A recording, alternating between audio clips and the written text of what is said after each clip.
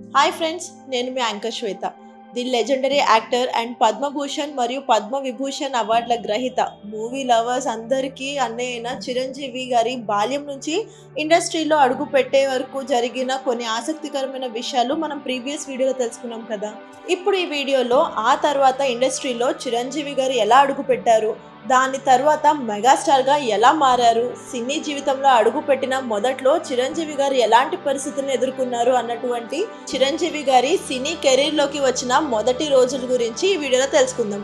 ఈ వీడియోకి ముందున్న పార్ట్ 1 వీడియో చూడని వాళ్ళు ఛానల్కి వెళ్ళి ఆ వీడియోని కూడా చూసేయండి, ఎందుకంటే కంటిన్యూటీ మిస్ అవ్వకుండా ఉంటారు కాబట్టి. ఇక చిరంజీవి గారి సినీ రంగ ప్రవేశం విషయానికి వస్తే, చిరంజీవి గారు మొదటిగా నటించిన సినిమా పునాదిరాళ్ళు. అయితే ఆ సినిమా కొన్ని కారణాల వల్ల రిలీజ్ లేట్ కావడంతో దాని తర్వాత చిరంజీవి గారు నటించిన సినిమాలైనటువంటి ప్రాణం ఖరీదు మరియు మన ఊరి పాండవులు అనే సినిమాలు విడుదలయ్యి చిరంజీవి గారికి ఒక నటుడిగా ఎంతో గుర్తింపును తీసుకొచ్చాయి. చిరంజీవి కెరీర్ మొదట్లో హీరో కావాలి అని ఏం ఎదురు చూడలేదట, ఒక నటుడిగా తాను ప్రూవ్ చేసుకోవాలి అని అనుకున్నారు. అందుకే విలన్ పాత్రలు మరియు సహాయ నటుడి పాత్రలు వచ్చినా కూడా ఏమీ వదలకుండా నటిస్తూ వెళ్ళారు. అలా చేసిన సమయంలోనే చిరంజీవి గారి నటన ఎంతో మందికి ఎంతగానో నచ్చడంతో ఆ తర్వాత చిరంజీవి గారినే మెయిన్ హీరోగా కొనసాగించడం మొదలు పెట్టారు దర్శక నిర్మాతలు. అలా సైడ్ ఆర్టిస్టులు మరియు విలన్ పాత్రలు చేసుకునే స్థాయి నుంచి మెయిన్ హీరోగా మారారు చిరంజీవి గారు.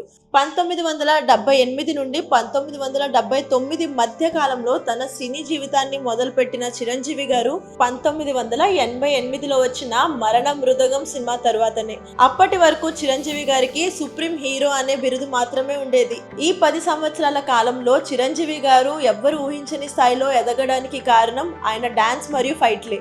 ఎందుకంటే అప్పటి వరకు ఉన్న ఏ హీరో కూడా చేయనంత భిన్నంగా మరియు స్టైలిష్ గా చిరంజీవి గారు చేసే డాన్స్లు మరియు ఫైట్లు ఉండేవి. పైగా చిరంజీవి గారి నటన కూడా సినిమాల్లో చాలా న్యాచురల్ గా ప్రజలకి కనెక్ట్ అయ్యే విధంగా ఉండేవి. వీటన్నిటి వల్ల చిరంజీవి గారి సినిమా వస్తుందంటేనే చాలు ప్రజలందరూ కూడా ఆయన సినిమా కోసం ఎంతగానో ఎదురు చూసే పరిస్థితులు వచ్చాయి. ఇక్కడ మనం తెలుసుకోవాల్సిన మరో ముఖ్యమైన అంశం కూడా ఉంది, అదే చిరంజీవి గారి మొదటిసారి వచ్చిన రెమ్యునరేషన్. చిరంజీవి గారికి మొదటిసారి నిర్మాత జయకృష్ణ ద్వారా 1116 రెమ్యునరేషన్ ముట్టింది. కానీ ఆ తర్వాత మెగాస్టార్గా ఎదిగిన చిరంజీవి గారు ఇండియాలోనే ఫస్ట్ టైం ₹1,00,00,000 రెమ్యునరేషన్ తీసుకున్న హీరోగా ప్రసిద్ధి చెందారు. కానీ ఆ తర్వాత మెగాస్టార్గా ఎదిగిన చిరంజీవి గారు ఇండియాలోనే ఫస్ట్ టైం ₹1,00,00,000 అందుకున్న హీరోగా ప్రసిద్ధి చెందారు. ఇది అప్పుడు ఒక సెన్సేషన్, ఎందుకంటే చిరంజీవి గారి కన్నా ముందు ఇండియా మొత్తంలో ఉన్న బడా హీరోలు కూడా ఆ రేంజ్ లో రెమ్యునరేషన్స్ అందుకోలేదు. మొదటిసారి ₹1,00,00,000 రెమ్యునరేషన్ అందుకున్న చిరంజీవి గారికి ఇప్పటికీ కూడా గుర్తింపు ఉంది. అలా చిరంజీవి నుండి మెగాస్టార్ గా ఎదిగిన బాస్ ఆ తర్వాత వెనక్కి తిరిగి చూసుకునే అవకాశమే రాలేదు.